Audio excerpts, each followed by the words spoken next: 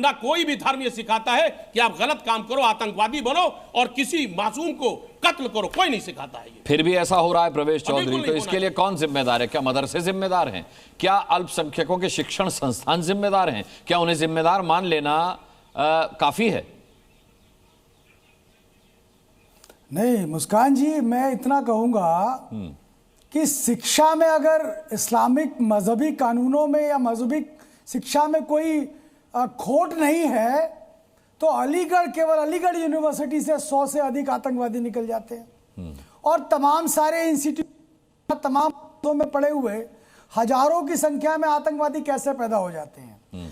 हमारे समाजवादी पार्टी के प्रवक्ता कह रहे हैं कि साहब इस्लाम मजहब में ऐसी चीज नहीं है। इस्लाम में मजहब में नहीं है तो मुल्ला के मजहब में होगी। यानी अल्लाह का मजहब और मुल्ला का मजहब अगर दोनों में भेद है तो अल्लाह के मजहब की बात करो तो मुल्ला के मजहब का क्रिटिसिज्म भी तो करो। मुल्ला भी तो अल्लाह के मजहब को ही मानता है। अल्लाह का कौन सा, मुल्ला का कौन सा अलग मजहब हो गया? आप नहीं, ये सुन तो लीजिए, ये समाजवादी वाले ये कह रहे हैं ना कि इस्लाम में ऐसा नहीं है। अगर ऐसा नहीं है तो कोई अनपढ़ नहीं थे ये लोग, ये पढ़े लिखे डॉक्टर थे। इनको कैसी शिक्षा दी गई, इनको कैसा पढ़ाया गया? अरे ओसामा बिन लादेन भी इंजीनियर था भाई, और एक व्यक्ति की हिंसा करने लगे। अफजल गुरु भी प्रोफेसर था, अल जवाहिरी भी पढ़ा लिखा था। इसीलिए मेरी बात अनुराग जी आप समझ पा रहे हैं, इसीलिए मैं कह रहा हूं कहीं ना कहीं कुछ प्रॉब्लम है ना। अल्लाह के इस्लाम और मुल्ला के इस्लाम में कोई समस्या है ना, है। लेकिन दिक्कत क्या है कि अल्लाह के इस्लाम और मुल्ला के इस्लाम को एक इस्लाम बताकर पेश करने के लिए सब में होड़ लगी रहती है।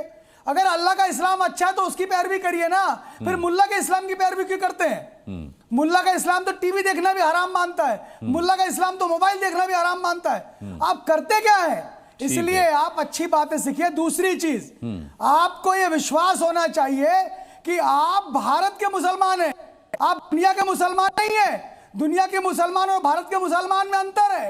आप यहाँ के 4 पीढ़ी 5 पीढ़ी पहले कन्वर्टेड हिंदू हैं।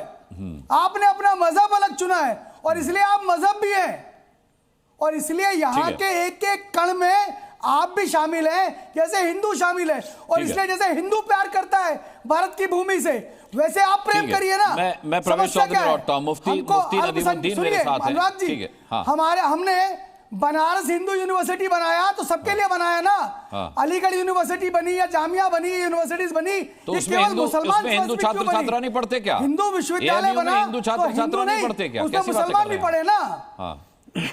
आप सुनिए, उसमें कोटा होता है, उसमें कोटा होता है, लेकिन बनारस हिंदू विश्वविद्यालय में कोई कोटा है क्या?